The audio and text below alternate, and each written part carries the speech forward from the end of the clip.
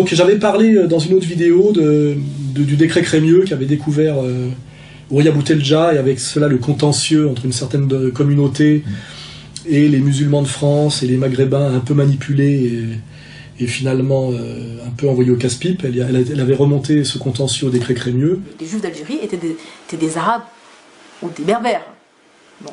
Le décret Crémieux, qui est un décret français, durant la colonisation, en a fait des Français, et quasiment des colons, chez eux. C'est-à-dire qu'en fait, ils avaient un statut supérieur à celui des indigènes musulmans.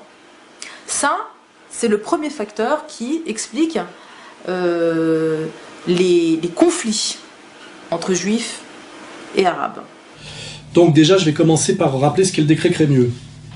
Alors, le décret Crémieux numéro 136 du 24 octobre 1870, d'une brièveté extraordinaire, accordant la citoyenneté française automatiquement aux Israélites algériens, et d'autre part, du décret numéro 137 daté du même jour, rendant très difficile et dépendant du bon vouloir de l'administration coloniale, la naturalisation des indigènes musulmans et des étrangers résidant en Algérie. Donc le décret Crémieux, c'est ce qui a permis à tous les Juifs d'Algérie de devenir instantanément français, c'est ce qui fait que Zemmour est français aujourd'hui, et c'est ce qui fait très perfidement à empêcher en même temps les musulmans immensément majoritaires de le devenir. Voilà, ce qui est le début, à mon avis, du FLN d'une certaine manière. Voilà. Ça a eu des conséquences très importantes, puisque ça a valu au plus grand antisémite français, qui est Drummond, de se faire élire député d'Alger sur une liste comme candidat antisémite. Pour dire la colère que ça a provoqué. Et lors des massacres de Sétif, un des cris de la population après finalement la victoire des Alliés et la libération soi-disant de l'Afrique du Nord, c'était le rétablissement du décret Crémieux qui avait été aboli par Pétain, et donc le rétablissement du pouvoir juif sur les Maghrébins et les Français non juifs d'Afrique du Nord, ce qui provoqua des colères terribles chez les indigènes. J'ai découvert il y a de 5 ans maintenant, un curieux texte de François d'Orcival. François d'Orcival a été un des premiers lieutenants de Pierre Sidos. Donc je vais vous citer ce qu'il a écrit. C'est dans la revue Valeurs Actuelles du 13 mai 2005. Voilà ce qu'il dit. Le 1er mai 1945, les manifestants à Alger, Oran, Mostaganem crient « Abat la France, abat les Juifs !» Tandis que la police tire sur eux. Il ne me semble pas que les historiens s'apesantissent beaucoup sur les slogans que criaient les manifestants avant que l'armée française leur tire dessus pour les faire taire. Et d'Orcival rapporte encore que lors des émeutes du 9 au 14 mai, les émeutiers criaient « Abat de Gaulle, serviteur de la juiverie ». C'est marrant comme l'histoire est toujours un petit peu nettoyée de ces parties gênantes. Alors ces deux décrets sont pris tout à fait cessants dans une France occupée par le gouvernement de la défense nationale à Tours, donc c'est suite à la défaite face à la Prusse, la guerre de 70, et indiquent bien qu'à ce moment précis pour Crémieux, Gambetta et consorts, moi je ne mets pas Gambetta dans le lot spécialement, mais là ça est mis, qu'il n'y a rien de plus urgent ni de plus important à faire pour le gouvernement de la France. C'est-à-dire qu'on profite d'un moment de trouble pour que Crémieux, qui était un juif du pape, on va le dire, donne la nationalité pleine et entière aux juifs d'Algérie qu'il n'a jamais vus, qui sont des maghrébins. Voilà, c'est intéressant, quoi. Alors, quand j'avais dit que Adolphe Crémieux était un juif, effectivement, un lecteur m'avait précisé quelque chose d'intéressant sur lequel je vais revenir. Un lecteur scrupuleux me fait remarquer qu'Isaac Jacob Crémieux dit Adolphe. Ce qui est marrant, c'est qu'à l'époque, pour faire français, on s'appelait Adolphe, quand on s'appelait Isaac Jacob. N'était pas un juif ashkénaze au service des juifs séfarades. C'est ce que j'avais dit un peu par simplification. Mais un juif du pape, donc un authentique juif séfarade d'Espagne assimilé depuis des siècles. Alors ça, c'est sur l'assimilé depuis des siècles que je vais me permettre de rebondir. Je le remercie pour cette précision qui va nous permettre de dire ce qu'étaient les juifs du pape. Les juifs du pape vivaient dans le comtat vénessin et à Avignon, cédés respectivement en 1274 et en 1348 au Saint-Siège, et restés sous son administration jusqu'à la Révolution française en 1791. Avec les juifs alsaciens, ils ont formé pendant plusieurs siècles une des deux seules communautés juives autorisées à vivre dans ce qui constitue la France d'aujourd'hui. En dehors des juifs ashkénazes, donc un peu comme M. Finkielkraut, venu d'Europe de l'Est, depuis la Révolution française, et des juifs du Maghreb, abusivement appelés séfarades, entrés en France depuis la décolonisation du Maghreb dans les années 60, comme Enrico Macias ou Éric Zemmour, il existe donc des juifs du pape, comme M. Crémieux, et des juifs alsaciens dont est issu M. Payon. le laïc de l'éducation nationale. On pourrait rappeler le prénom de ses enfants pour voir à quel point il est laïque dans ses inspirations. Présent sur le territoire national depuis le Moyen-Âge. Alors, voilà. Alors, quant à déduire de la présence en France de la famille Crémieux depuis 5 siècles, en faisait un juif parfaitement assimilé, parce qu'on disait c'était un juif assimilé, il était en France depuis le Moyen-Âge, c'est vrai. Hein, c'est-à-dire un pur citoyen français, je vais me contenter de le citer.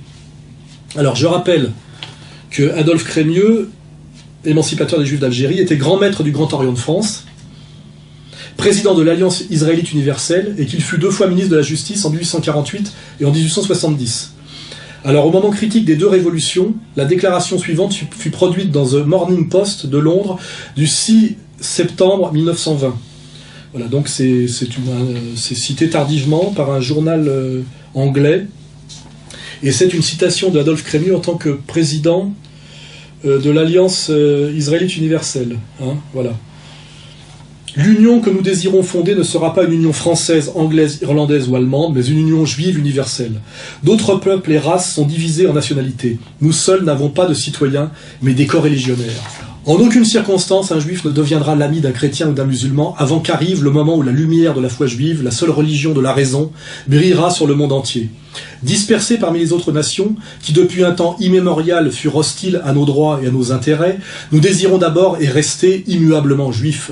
Notre nationalité, c'est la religion de nos pères, et nous ne connaissons aucune autre nationalité. Nous habitons des pays étrangers et ne saurions nous inquiéter des ambitions changeantes de pays qui nous sont entièrement étrangers, pendant que nos problèmes moraux, matériels sont cruciaux. L'enseignement juif doit s'étendre à toute la terre.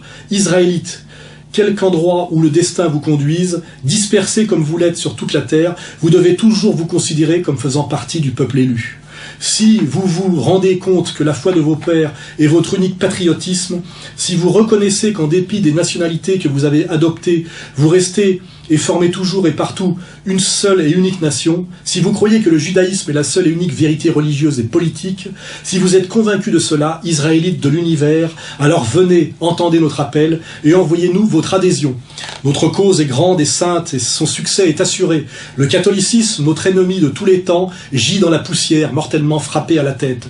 Le filet qu'Israël jette actuellement sur le globe terrestre s'élargit et s'étend, et les graves prophéties de nos livres saints vont enfin se réaliser.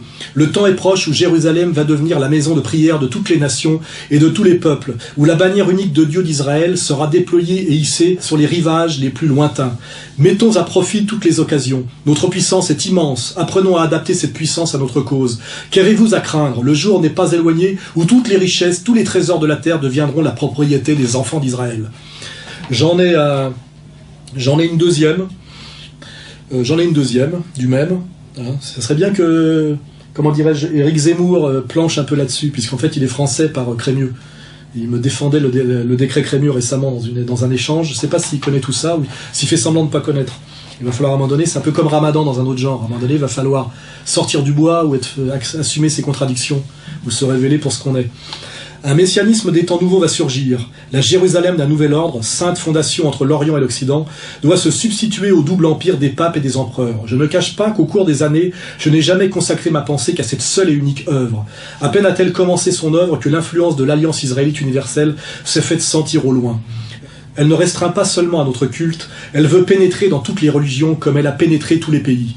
Les nationalités doivent disparaître, les religions doivent être supprimées. Israël ne doit pas disparaître, car ce petit peuple est l'élu de Dieu.